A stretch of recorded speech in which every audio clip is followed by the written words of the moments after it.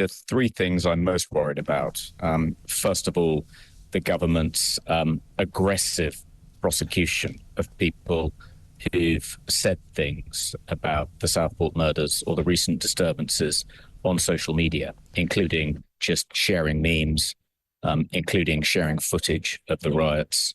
I think that's put the fear into a lot of people. Yeah. So, Julia, 4,000 people joined the Free Speech Union in August. We had more people join in a single hour on August 15th than in the whole of the month of June. Wow. And the reason for that is because people are terrified that they're now going to be arrested and potentially prosecuted for something they've said, either about immigration or about the trans issue, about a whole range of issues which they now think of as dangerous and slightly taboo. And indeed, and part of that is, but a lot of people, what they chose to do is self-censor. I saw an awful lot of people who, deleted their accounts. They weren't suspended by X, by Twitter. They deleted their accounts. They took them out themselves. They were just worried. They were scared. Even some of the people who'd been prosecuted, and we've had, going up in court recently and are pleading guilty.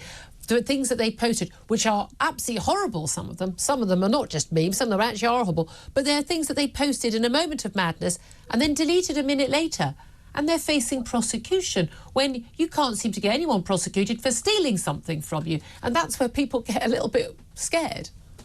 Well, and not to mention that the authorities are releasing tens of thousands of people from prison in order to make room for all the people that have been arrested in connection with the recent disturbances, including people who've just said things on social media. I mean, are they really more dangerous? Are they really a greater danger to the public than some of those people the government has decided to release? I'm not persuaded of that. So we've been very busy at the Free Speech Union putting in place a relationship with a firm of criminal solicitors. So if someone is summoned to a police station because of something they've said in connection with the recent disturbances on social media or in real life, we promised them, at the very least, a free consultation with a criminal solicitor. And if we think their case has merit, we'll pay for their entire defence. I'm not just worried about that, though, Julia. I'm also worried about Yvette Cooper's recent announcement that she intends to once again lower the threshold, put it back to where it was when it comes to the recording of non-crime hate incidents. This is when the police receive a complaint that you've said something which is hateful. They investigate that complaint. They conclude that no crime has been committed.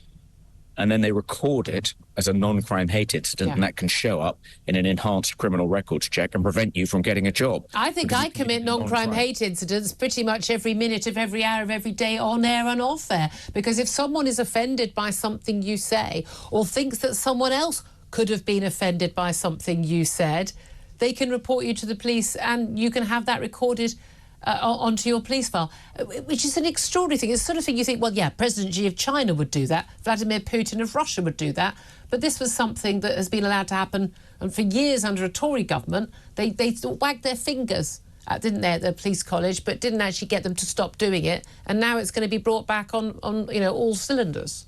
Well, so Suella Braverman, when she was Home Secretary, introduced a statutory code of practice when it comes to the recording and retention of non-crime hate incidents to try and rein in the police. She tried to, it says in this code of practice, it's not enough for the so-called victim or any third-party witness to perceive that there was a hate element in the act in question. There has to be grounds, actual evidence that the person was motivated by hostility or prejudice.